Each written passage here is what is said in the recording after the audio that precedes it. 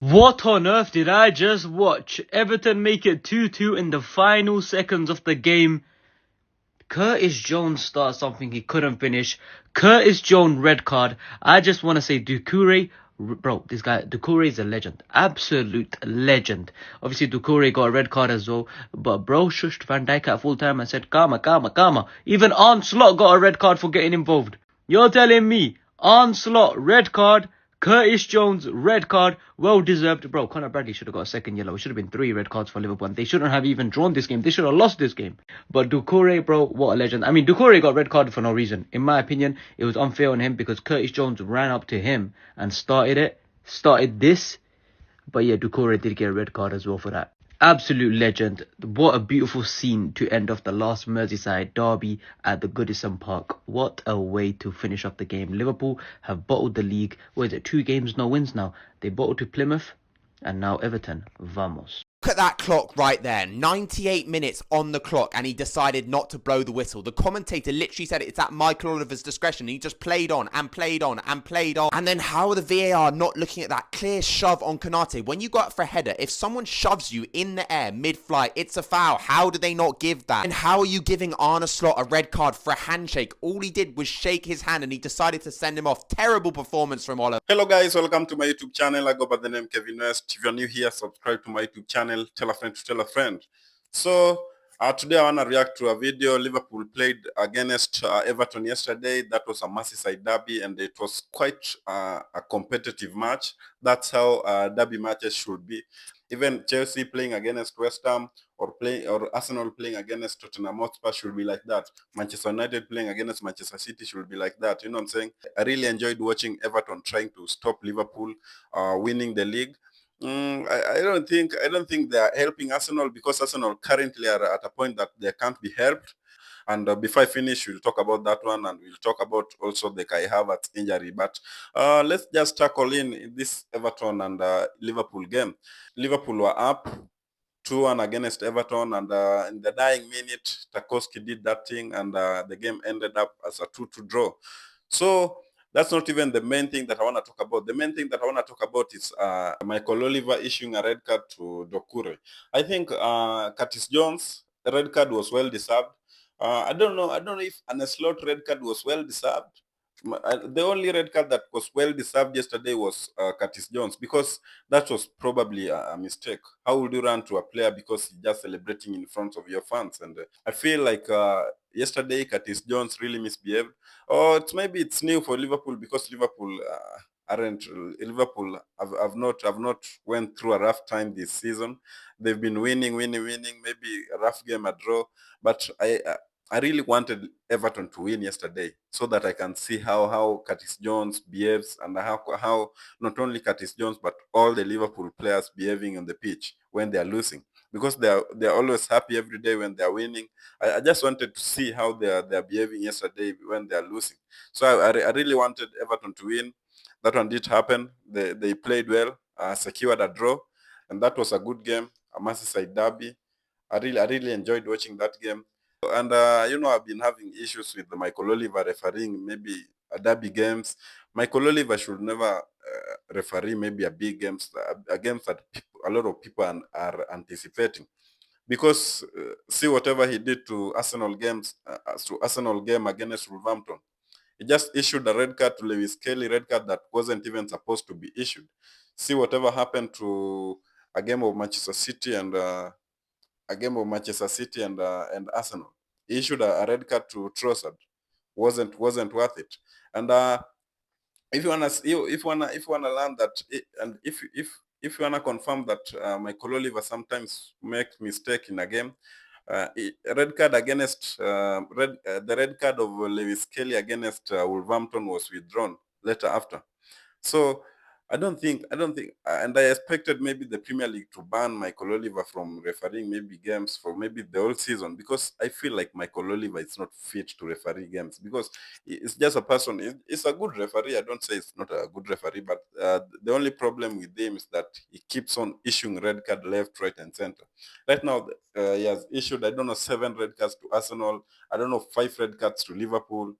the only team that Michael Oliver favors every time is Manchester City. Manchester City is the only team that have never received a red card when Michael Oliver is refereeing a match. See see the challenge that Kovacic made against Odegaard when Manchester City drew 2-2 against Arsenal. That was a straight red card, but what did he do? He just decided to give out a yellow card in order to clean up the mess. Yesterday, Dokure didn't deserve a red card, and I still stand with this. Dokure didn't deserve a red card, and I wish maybe FA to look after that, and maybe it will be withdrawn. And if 2 red cards that Michael Oliver has gave out this season are withdrawn, I don't think that even the Premier League, the Premier League themselves will have a lot of confidence in him as a good referee.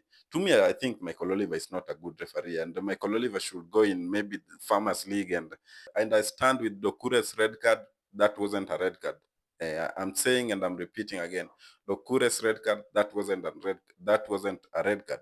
And Michael Oliver, just need to work on yourself. Maybe you're having some issues in the mind, and you're coming into the game and letting your issues go with them red cards.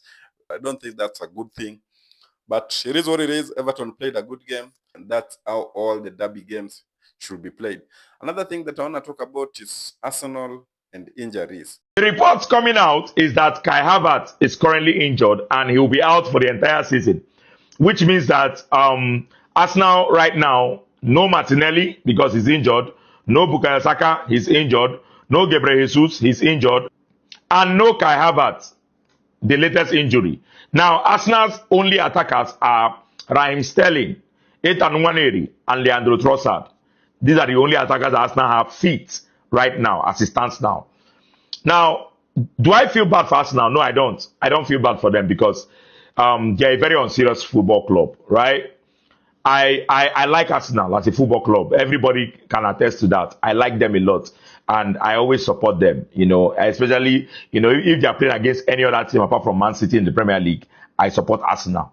But, I feel bad for Arsenal fans. These are the people I feel bad for because they are very, very faithful. If you see, Arsenal fans are for me, they're like the most faithful fans you can find in the world. Arsenal fans are very faithful, right? And they've been with this club for years, supporting.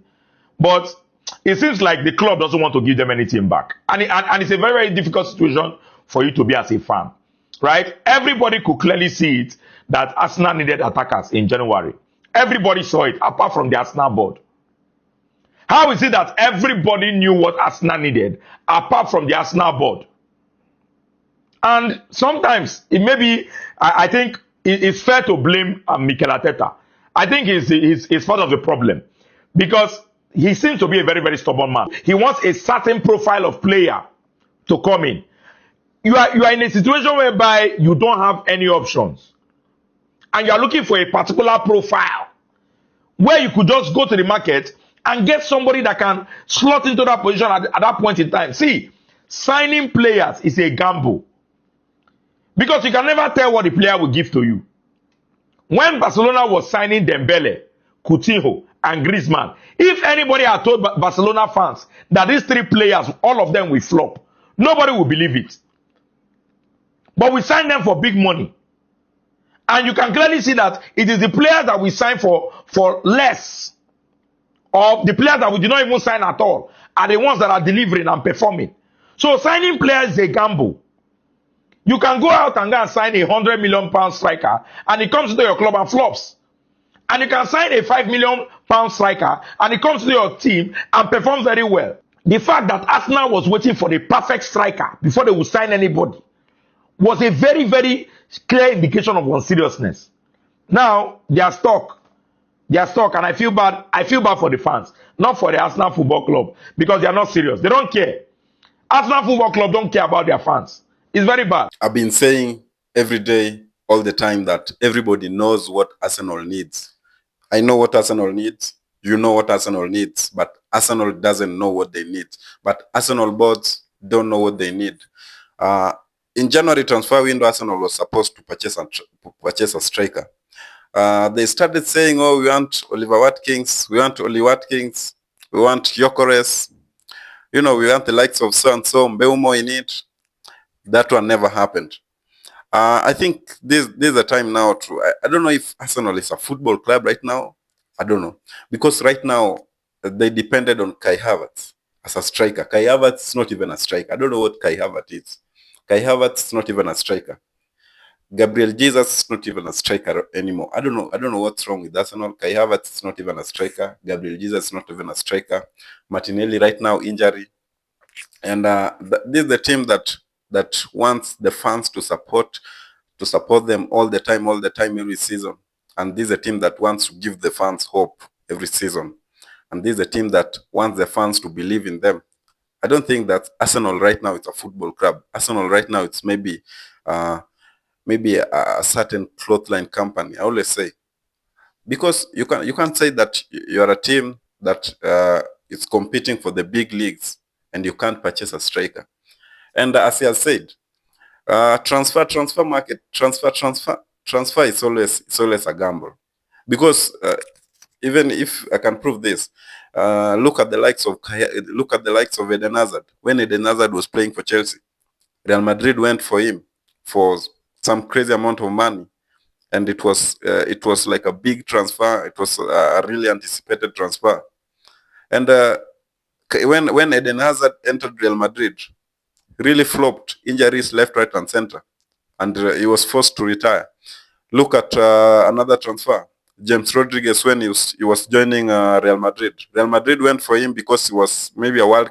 He was Real Madrid went for him because previously he was a World Cup top scorer.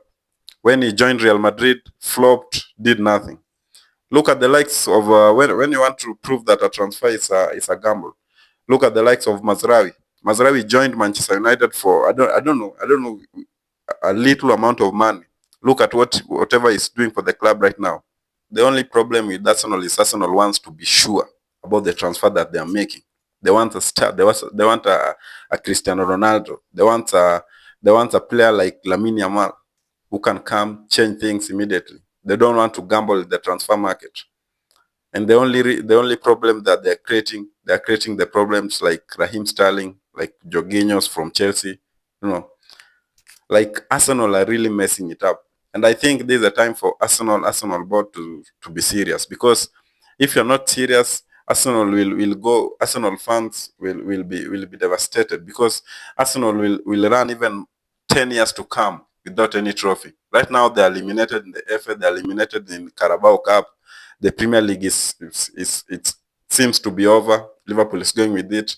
The only hope is the Champions League, and you can't win the Champions League without a striker. The only striker that the Arsenal is depending on is I think the likes of Lewis Kelly and the likes of Ethan Nwaneri and Trossard. Saka, I think Bukayo Saka is back, and Bukayo Saka will be back soon. The only mistake that Arsenal is going to do, because right now they have injuries left, right, and center, and they want to fit in the system, they will rush Bukayo Saka's injury. And, after that, Bukayo Saka will grow another injury, another big injury that will waste the young man's career. I think there's a time, if Arsenal are not careful, they will end up killing Bukayo Saka's football career, because they want to rush him right now to come back from injury, because Arsenal currently has no player to depend on. And God have mercy. That's how I can finish this. I think God have mercy on Arsenal, because right now, I don't know what Arsenal is looking for. Let's wrap it up with the football meme of the day. Hello. God have mercy upon us. So guys, if you enjoyed the show, hit the subscription button, tell a friend to tell a friend. Adios.